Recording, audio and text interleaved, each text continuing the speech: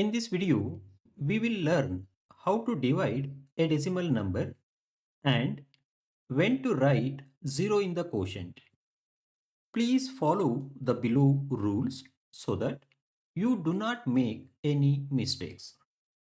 Let us divide 1.04 by 2. Let us apply rule 1. Take the digits from the left of the dividend until the number is greater than or equal to the divisor. Then divide. In this case, the leftmost digit of the dividend is 1, which is less than the divisor 2. So, division is not possible.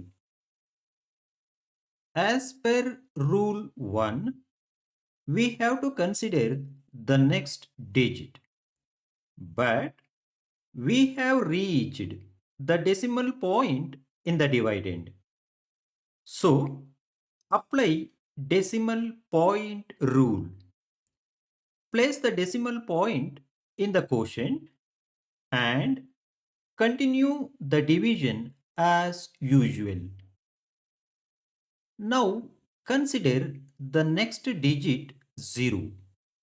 Observe, the number becomes 10, which is greater than the divisor 2. So, divide. 2 5s are 10. So, you will get 0 as the remainder. Now, rule 1 is complete. Let us apply rule 2. When digits are available, bring down the next digit from the dividend. In this case, since the next digit 4 is available, bring it down. Now, rule 2 is complete. Let us apply rule 3. Observe, now the number becomes 4, which is greater than the divisor 2. As per rule 3, if the number is greater than or equal to the divisor, then divide. 2 2s are 4. So, you will get 0 as the remainder and 0.52 as the quotient.